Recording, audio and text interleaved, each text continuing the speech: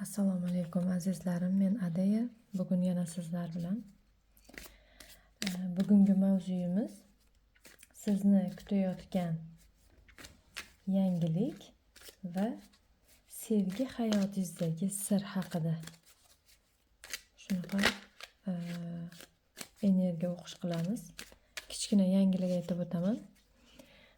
Men taro psixologiya va gipnoz va ezoterika, ya'ni ruhiyat bilan ishlash bo'yicha 3 xil yo'nalishda onlayn kursimni ochdim. Har biriga joylar soni cheklangan. Agar yozilishni xohlasangiz, Telegramdan lichkamga yozing. Har bir kursimni 2-darsidayoq pul ishlashni boshlaysiz. Bu garantiyali. Agar qiziqadiganlar bo'lsa, yozinglar. Demak, mavzu bo'yicha savolimiz. Birinchi savol: sizni yaqin kunlarda qanaqa yangiliklar kutyapti? Sevgan insoningiz siz haqingizda nimalarni o'ylayapti? Munosabatingiz kelajagida qanaqa imkoniyatlar ochiladi? Chiroyli karta tushdi.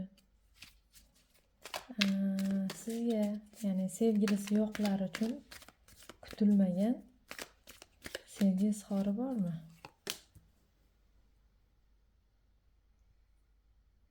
Sizni hayot yo'lingizda qanaqa, sevgi yo'lingizda, hayot yo'lingizda qanaqa sinov yoki qanaqa saboq kutmoqda?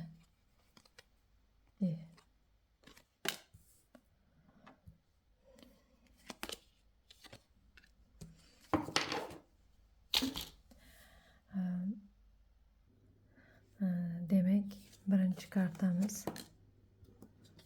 savoli: sizni yaqin kunlarda qanaqa yangiliklar kutmoqda? Demak, 9 tanga kartasi tushdi. Bu karta mustaqillik, mehnat va mevalarni o'zini mehnatidan olingan, ya'ni rohat. Mehnati orqasidan olingan rohatni bildiradi. Yaqin kunlarda bir moliyaviy barqarorlik yoki shaxsiy muvaffaqiyat kutmoqda. O'zingiz erishgan narsadan faxrlanadigan holat bo'ladi. Ya'ni bu ishda mukofotmi, qo'shimcha daromadmi yoki o'zingizni bir kutayotgan qandaydir mehnatingizni natijasini ko'rib zavqli bo'lishingiz ko'rinyapti. Ya'ni bunda sizni yaqin kelajagingizda baraka, qadr-qimmatni o'zingizni his qilishingiz bor. Sevgan insoningiz siz haqingizda nimalarni o'ylayapti desak,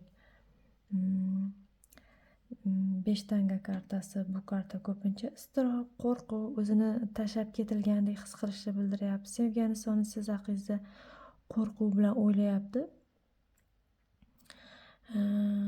Meni tashlab ketadimi endi yoki sizdan qandaydir uzoqlashib qolganda, ya'ni u ham mendan endi uzoqlashdi degan xavotiri borda, o'zi nimadir qilib qo'yganu ketishiga o'ziga sabab qilgan, lekin xavotirda hamda bu endi uni qaytara olmasamchi, u ham uzoqlashib qolgan bo'lsa-chi degan xavotirlarni boshidan o'tkazyapti.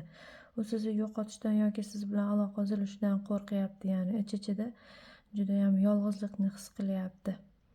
Ya'ni bu ajralishgan sevgililar uchun u sizni juda ham qattiq ishonch, ya'ni mehr bilan juda sog'inyapti. O'zini ojiz ham his qilyapti. Qandaydir kamchiliklari bor inson sifatida o'zini his qilyapti siz oldingizda. Uchinchi, munosabatingiz kelajagiga qanday imkoniyatlar ochiladi desak, 10 ta kosa. Ya'ni juda ham go'zal kartalardan biri mehr, tinchlik, oila baxtini bildiradi. Kelajakda bu energiya o'qishni ko'rayotgan, kim ko'rayotgan bo'lsa, kelajakda sizni munosabatingizda chuqur baxt, oila bo'lish, bir mehr, uyg'unlik, bir imkoniyati ochilar ekan. Agar siz munosabatda bo'lsangiz kimdir bilan, munosabatingiz yana ham mustahkamlanadi, oilaviy baxt sari olib boradigan munosabat bo'ladi. Agar yolg'iz bo'lsangiz, bu karta sizni chin dildan sevib qoladigan bir inson kelishini, hayotingizga inson kirib kelishini bildiradi. Demak, bu kartadan xulosa munosabatingiz kelajagi baxt va baraka bilan to'lib toshadi. Sizga kimdir kutilmagan tarzda, qanday kutilmagan tarzda bir sevgi izhormi yoki kutilmagan nima bor sizni hayotingizda desak, yosh, bir samimiy, bir toza energiya kirib kelayotganini bildiradi hayotingizga. Bu insonmi yoki bir yangilikmi ishingizda, bir yangi o'zgarishmi hayotingizga, juda ham bir jamiyat uchun, o'zingiz uchun ham, ishxonangiz uchun ham bir yangilik siz uchun kirib keladi. Inson sifatida qarasak, yangi energiyadagi yosh inson samimiy, toza sevgi kirayotganini bildiradi. Sizga kutilmagan tarzda sevgi izhor bo'lishi mumkin. Bu inson sizni juda ham hayron qoldiradi. Balki yoshroq sizdan, qandaydir beg'ubor, romantik, bir toza niyatli inson bo'lishi ehtimoli bor. Bu inson hayotingizga quvonch va yangi bir his-tuyg'ularni olib keladi. Ya'ni bu kartadan xulosa sizni samimiy va chin dildan sevgi izhori kutyapti. Chiroyli karta tushdi. Sevgi yo'lingizda qanaqa sinov yoki saboq kutmoqda desak, ikkita karta olindida. Birinchisi Ten of Wands and Seven of Pentacles kartalari tushdi, ikkita karta. Birgalikda chiqqani bu juda ham chuqur ma'noni bildiradi. Bu ortiqcha mas'uliyat, og'ir yuk, his-tuyg'ularni ko'tarishni bildiradi. Bu esa sabr, kutish, bir mehnatingizni natijasini ko'rishni niyat qilyapsiz, nimadir hosilini olishga urinyapsiz.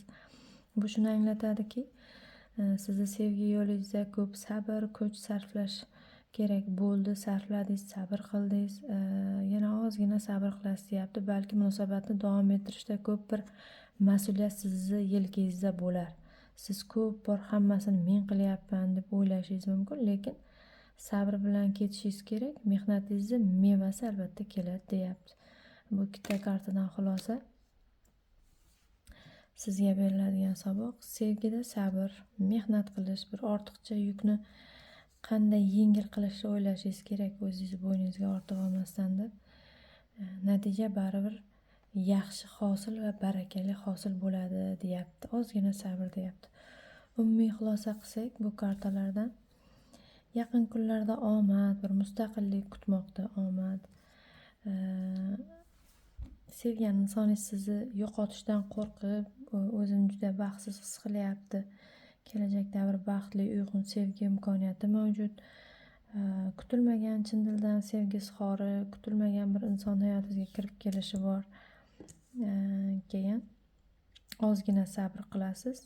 Mas'uliyatni ko'tarishga tayyorgarlik talab qiladi. Ya'ni mas'uliyatni o'zingizga qo'lingizga olgan holda mehnatingizni kutayotgan, nimani kutayotgan bo'lsangiz ham o'sha rohatini ko'rasiz. Azizlarim, buguncha shular. Hammangizni fikrlaringizni kommentda kutib qolaman.